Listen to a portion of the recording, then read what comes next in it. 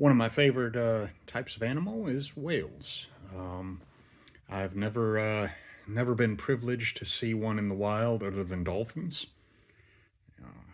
I've seen dolphins, and I guess I've seen orca as well at like SeaWorld and things, but I've never seen anything particularly spectacular out in the wild.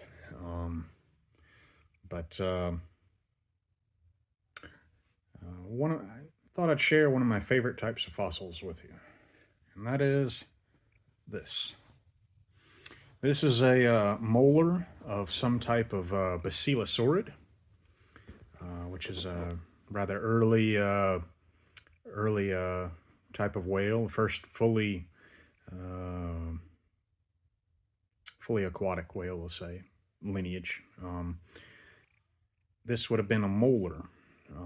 Basilosaurus is, of course, it translates out to king lizard, and obviously whales are not lizards. However, uh, the discoverer of the first Basilosaurid believed it to be a mosasaur, and somewhat understandably, they do bear a strong superficial resemblance to mosasaurs. The teeth should have given it away that it was a mammal as well as a number of other things, but on first glance, it was pretty understandable. Um, this would not have been a terribly large Basilosaurus. This came from, and I'm using the term Basilosaurus loosely. It is definitely related to the Basilosaur, but it could just as easily been a Durodon or a like a Zygorrhiza, or there are a number of other species and genuses in the Basilosaurid. Um, this was molar. Uh, the Basilosaurs would have these long, sort of crocodilian-like uh, teeth up in the front of their jaw, and in the back they would have these molars, which were quite distinct. Um, Sir Richard Owen, who coined the term dinosaur, he immediately recognized that the Basilosaurus was not actually a mosasaur or any type of lizard at all. He recognized it to be a mammal correctly. So he tried to change the name to Zeuglodon, which means yolk root, because of this, the root shape, yolk tooth, because of the yolk shaped root of this tooth.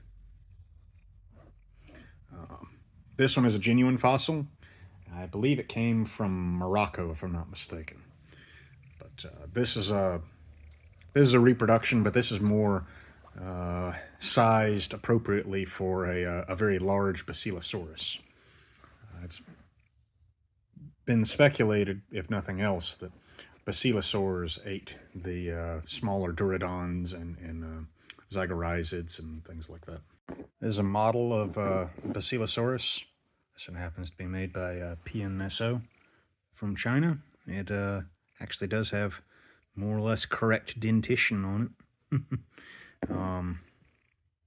But you can see the sort of long, almost serpentine body plan that they had.